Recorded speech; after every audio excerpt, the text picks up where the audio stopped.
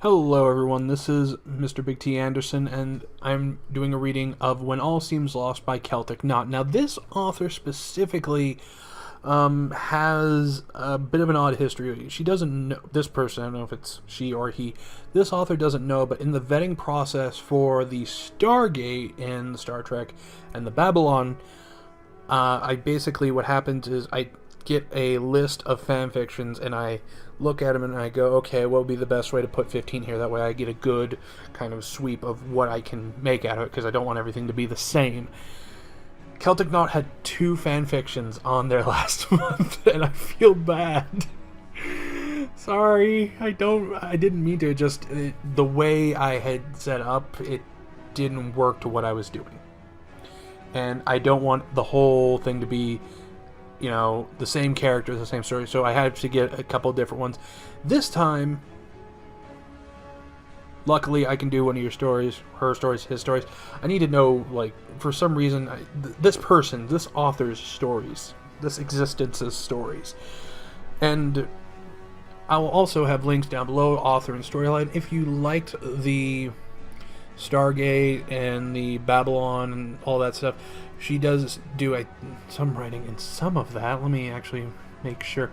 We're going to go off script. We're going to go do it the right way this time. Stargate, Atlantis, SG-1, Star Wars, Star Trek Next Generation, Deep Space Nine. So I think the only one that didn't was Babylon 5. So, yeah, actually, see if I can pull down. When was it? What was it? Actually, I'm trying to see where I had. And actually, Celtic Knot almost had 2 of them. This time almost did Surrender. But, it was a bit long, and I had some of the longer ones already. So this one's going to be on the touch of a shorter side. But if you guys like this body work, give her a read. I do that every time. Give this person a read. I don't know why. I think. Okay.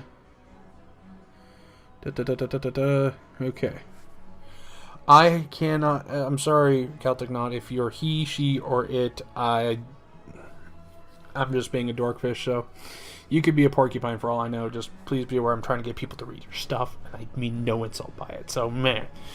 Anyway, before I put my foot in my mouth any further, we're going to just jump right in. This is When All Seems Lost.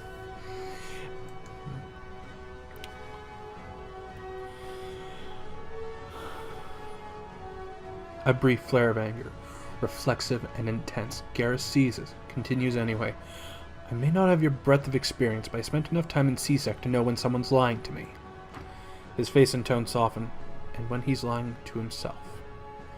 Truth dragged up and shoved in my face, the illusion shattered by acknowledgement. The anger fades. Garrus is right. Suddenly, the lights are too bright, the air too thin. My knees threaten to give away. I can't. I'm not.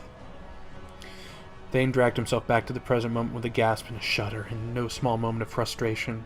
That particular conversation had haunted his memory for days now, interfering with his meditations and keeping him awake at night.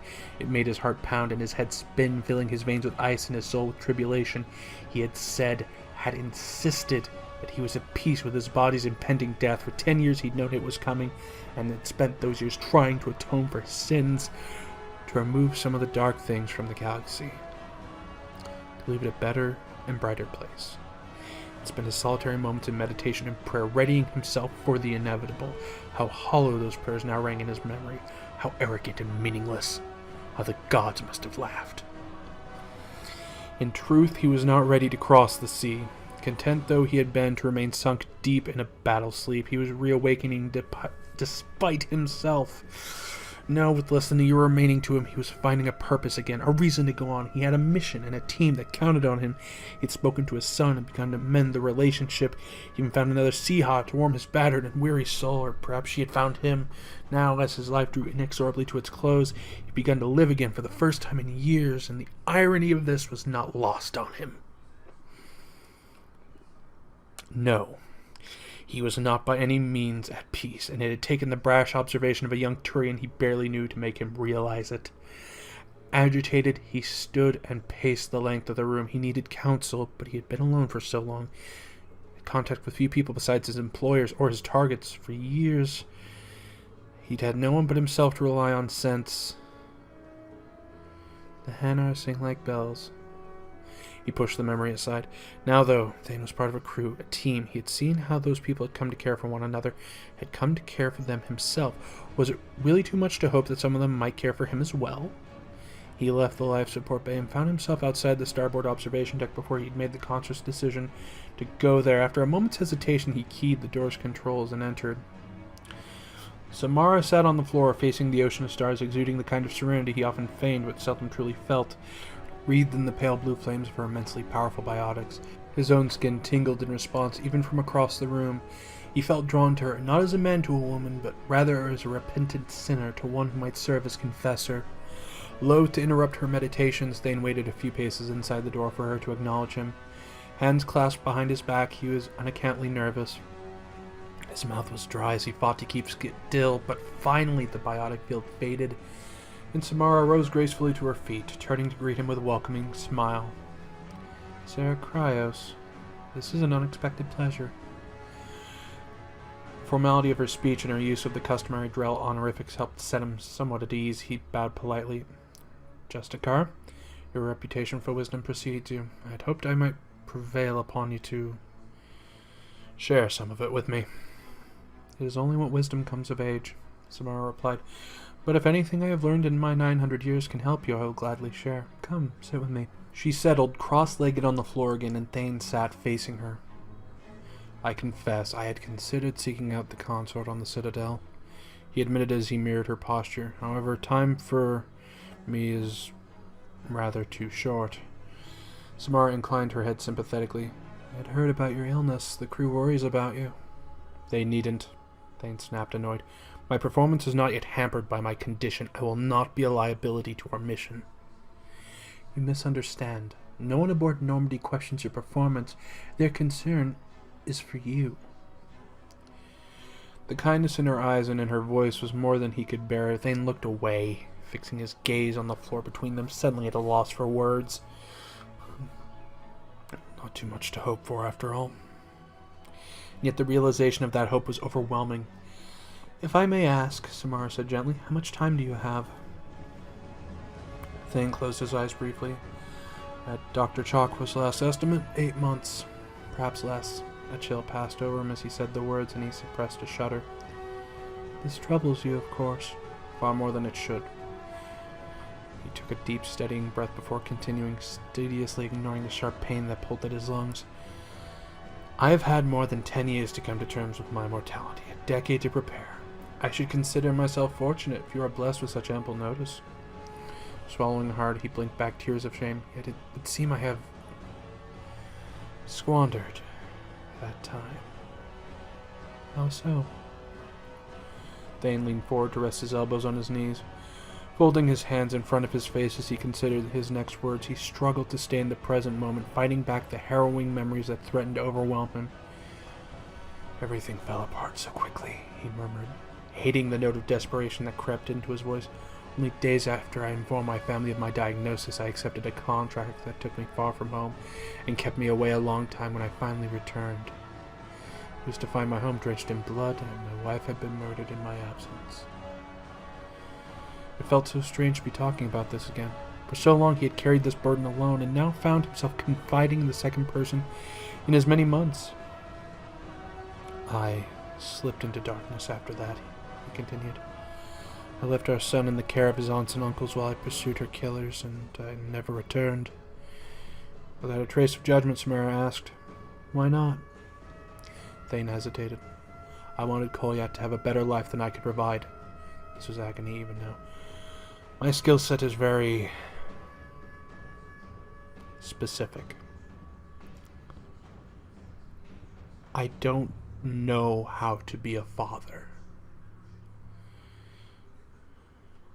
The Justicar's pale blue eyes transfixed him, and the truth he hadn't even admitted to Shepard, was dragged out of him like a barbed blade, and every time I looked at him, I saw her, he confessed.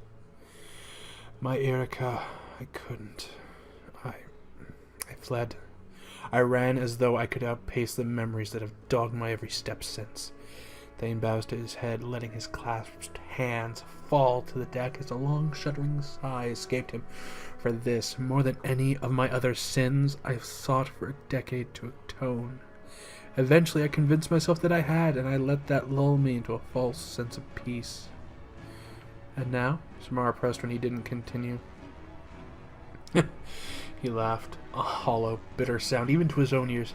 Now my self-deception is revealed for what it is, and I find myself back where I began, only now I have much more to lose.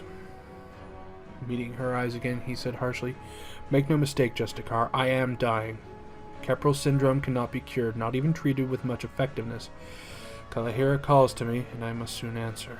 He clenched his jaw, forcing himself to calm down. Where once I would have gone gladly to her embrace, the thought now just fills me with dread. It is only natural to fear death. There is no shame in that. Samara spoke softly, gently, as if to a child. And to be forced to watch an inexorable approach for 10 years, few would consider that a blessing. Thane could only shrug helplessly. Samara studied him for a long moment. Finally she asked, "What is it you seek?" He blinked at her in confusion. I don't understand. You spoke of your goddess a moment ago. Allow me a moment to speak of mine. She reached out and took his hands, her own calloused and very warm. There is a saying in Asari philosophy that is attributed to Athame herself. If what you seek you find not within yourself, you will never find it without. This is known simply as the mystery. You have made mistakes, Thane, as have we all, but you will not find the peace you seek until you first forgive yourself. Thane absorbed this in silence. It made a difficult kind of sense. The idea was so simple in theory, but perhaps impossible in execution. How could he ever forgive himself for abandoning his family, for the horrors that had been visited upon them as a result, for the torture and murder he'd committed in their names, for all the lives he had taken in his misguided quest for redemption? The breath left him in a rush, and he shot to his feet, to leave the galaxy a brighter place. How foolishly naive that seemed suddenly, how simplistic and childish, and what a lie it was. Neither noble goal nor guiding purpose. It was only a justification for his continued embrace of the oblivion of the battle sleep, an excuse to remain on the wrong path. To absolve himself of this would be to shirk his just penance, to forgive the unforgivable. Would it not? Belatedly, he realized Samara had risen as well. Justicar, thank you. You've given me much to think about. He bowed distractedly and left, his mind spinning and his soul hurting as it strained toward a faint spark of hope. His meditations more disturbed than ever, Thane once again found himself restlessly pacing the length of the life support bay. Sleep was elusive, despite the lateness of the hour. Samara's words both puzzled and troubled him. If he could be sure he believed it, he wasn't convinced he was capable. He couldn't trust his own mind anymore. Would he even know if he was deceiving himself again? He shut down that train of thought as firmly as he could, thinking that way he could drive himself mad. Perhaps writing down some of his thoughts would help. It would force him to give words to the myriad warring emotions thundering in his mind and heart. To organize them into something coherent, accessing his computer terminal, Thane opened a new document and saved it to his personal drive. A letter to be delivered after his death. Seahawk, he began. I write this with a heavy hand, knowing you will read this letter when I am no longer able to share my thoughts. And that was it. That was when all seems lost. Now,